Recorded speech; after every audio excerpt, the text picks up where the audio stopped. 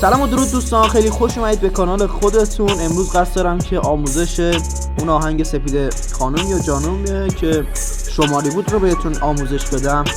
من یه هلوش 2-3 هفته‌ای بود که نبودم برای آموزش، اما ویدیو رو آپلود میکردم که شما نگاه کنید تا نظرات خودتون رو بگید و اینکه با هم بریم جلو ببینیم که چی میشه. آموزش ها رو بهتون دونه میگم، نوتاش رو میگم و میگم که روی چه به اصطلاح دستگاه و روی چه ساز و روی چه ریتمی هستش. بریم برای ادامه ویدیو.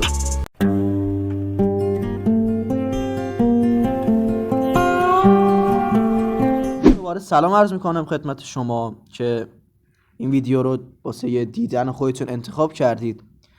ما بی معطلی بریم ببینیم که آهنگ سپید خانم که شمالی بود رو چه ریتمی هستش، رو چه دستگاهی هستش و رو چه سازی هستش. خب در مرحله اول میایم سازمون رو انتخاب میکنیم که تو کجا هستش و به چه صورت هستش. ما میایم توی کیبورد ست، تو کیبورد ست سوم که اینجا هستش میزنیم روش و از اینجا ما آکوردیون رو انتخاب میکنیم. حالا لهجه داریم، نمیدونم چی داریم، آکوردیون چی هر چی، حالا جد مهم نیست. میزنیم روش و یه دمو ازش میشنویم.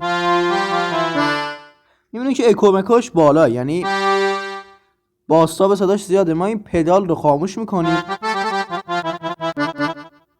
به این راحتی مشکل برطرف میشه. خب وقتی که ما پدال رو خاموش کردیم، حالا میایم چیکار میکنیم؟ ببینیم که آقا این صدا بود. نه، توی ویدیویی که من آهنگ رو زدم اکتاو ساز رو برده بودم بالا، یه دونه برده بودم بالا یا 2 تا برده بودم بالا؟ یه دونه برده بودم بالا. خب این از این. حالا میایم توی قسمت دستگاه که این نرمال نوشته میزنیم روش و میاریم روی نوا کوکش میکنیم به همین راحتی. خب حالا ریتمی که من انتخاب کردم شاید تو ویدیوی قبلی متفاوت باشه، اما اینجا پرشین آذری 2 رو من انتخاب میکنم. من این آهنگ رو میزنم، پس شد دستگاه روی نوا، ریتم روی پرشین آذری 2، ساز روی آکوردیون و بعد اینکه همین دیگه. حالا بریم آهنگو بزنم و اینو میاریم میذاریم روی 1 که بهتر شروع شه. آهنگ رو زدم، ادامهش رو خدمت شما توضیح.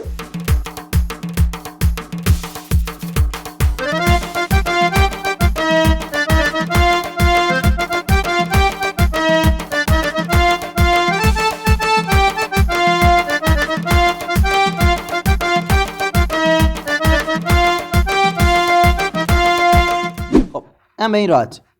حالا من این نسخه مثلا معمولی آموزشش هستش که شما راحت‌تر بتونید یاد بگیرید، مگر نه من میتونم از نسخه پیشرفت‌ترش هم استفاده کنم که اونجوری سخت‌تر میشه کارتون. حالا مهم نیست. خب عنوان کلاویه رو که من توی ویدیوهای قبلی هم گفتم، تو فکر کنم راحت توی 10 تا ویدیو گفتم که چطوری میتونید روی این دو ره می فا صل لا سی قرار بدید. باز هم اینجا هم بهتون میگم. روی قسمت منو کلیک میکنیم و از قسمت ستینگ و میایم اینجا و قسمت کیبورد و عنوان کلاویه رو وقتی خاموش باشه روی آف هستش، اما میاریم روی دو ره می میزنیم روش و میاد بیرون به همین راحتی. این هم از این.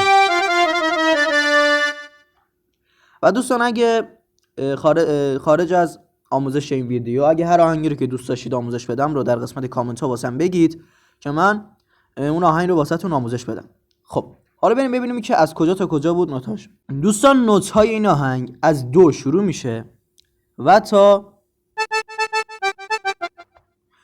لا. از 2 شروع میشه و تا لا، یعنی 1 2 3 4 5. ر رو ما 1 در نظر میگیریم و لا رو 5 در نظر میگیریم. ر 1، می 2، فا 3، سل 4 و لا 5. یعنی ما آهنگ رو کلا روی 5 تا نوت میتونیم اجرا بکنیم. حالا به چه صورت الان بهتون میگم. خب اولین کاری که ما میکنیم میایم از قسمت فا آهنگ رو شروع میکنیم.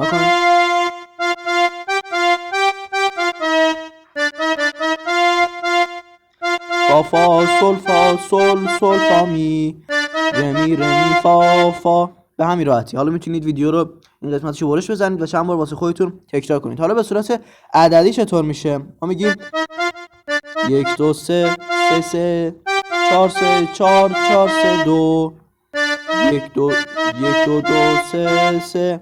اینجوری هم میشه. ما به صورت عددی هم میگیم، به صورت نوتی هم میگیم که در دیسکریپشن ویدیو نوتای آهنگ هستش. حالا ما این رو که وقتی زدیم میبینیم که دوبار اینو اجرا میکنیم و اینجاش میاد میگه حالا ما این رو میگیم از لا شروع میکنیم. لا لا لا لا سول لا سول فا رمی رمی فا فا. به همین راحتی که من توی دیسکریپشن نوشتم شما اینجوری بزنید، نسبت به آهنگ اعداد رو بنوازید. نه مثلا بگید مثلا من نوشتم 3 3 4 3 شما بزنید 3 3 4 3. فالش نزنید. مثلا یه بار مثلا 3 رو دوبار تاکید کنید روش، هی نگه دارید. اینطور نیست، نسبت به آهنگ بزنید. به خاطر همین نوت بهتر از اعداد، اما برای کسایی که تا حالا ارگ نزدن اعداد بهتره. خب اینم از این. وقتی که ما اینو زدیم ریتم رو باهاش پلی میکنیم و میتونیم برای اول کار تمپو رو ما بیاریم پایین از قسمت تمپو، مثلا بیاریم روی 120 و مثلا اینو بیل رو میزنیم و اینجا شروع میکنیم.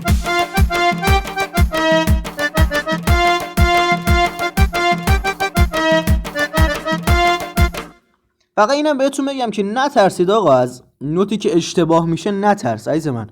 تو که تو مجلس که نمیزنی، تو خونه نشستی مثلا داری واسه خودت تمرین میکنی دیگه. آقا مثلا تو به جای فا مثلا می سول میزنی،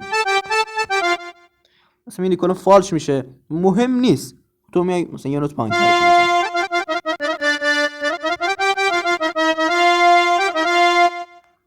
اینجوری میزنی واسه خودت و قشنگتر یاد میگیری و میتونی بهترین خودت رو ارائه بدی.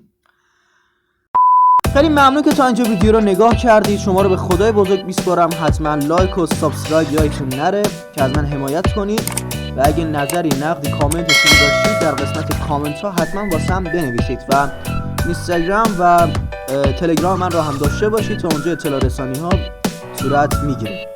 خدا نگهدار. تا یه ویدیوی دیگه شما رو به خدای بزرگ میسپارم.